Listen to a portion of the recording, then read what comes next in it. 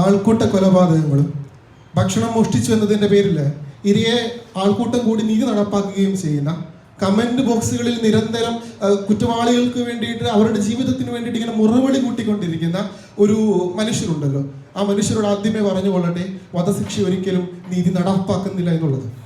അപൂർവമായിട്ടുള്ള കേസുകൾ പരിഗണിക്കുന്നത് 5 ഘടനകളിലൂടെയാണ് പരിഗണിക്കപ്പെടുന്നത്.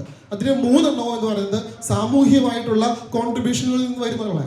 അങ്ങനെ വരുന്നൊരു സാഹചര്യത്തിൽ എങ്ങനെയാണ് കുറ്റവാളി മാത്രം ശിക്ഷയ്ക്ക് വിധേയനാക്കപ്പെടുന്നതും ഇരയെന്ന് നമ്മൾ പറയുന്ന വ്യക്തിക്ക് നീതി നടപ്പാക്കി കൊടുക്കുന്നത്, വധശിക്ഷയിലൂടെ നീതി നടപ്പാക്കി കൊടുക്കുന്ന ഒരു ചോദ്യം അവിടെ ഉയരുന്നുണ്ട്.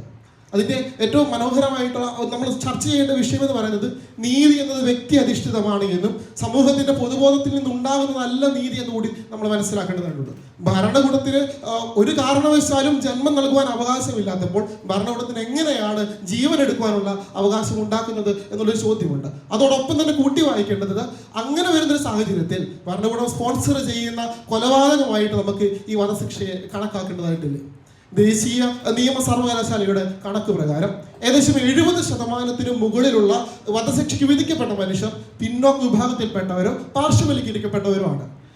നിങ്ങൾ മനസ്സിലാക്കേണ്ട ഒരു കാര്യം, അടിസ്ഥാനപരമായിട്ട് നീതി നിഷേധിക്കപ്പെട്ട മനുഷ്യര് വധശിക്ഷയ്ക്ക് വിധിക്കുമ്പോഴാണ് അവിടെ നീതി നടപ്പാക്കുന്നത് എന്ന ആ വൈരുദ്ധ്യത്തെ എങ്ങനെയാണ് നമുക്ക് മുന്നോട്ട് വെക്കാനായിട്ട് സാധിക്കുന്നത്. Season 9 Federal Bank Speak for India Kerala edition in association with Mathrubhumi.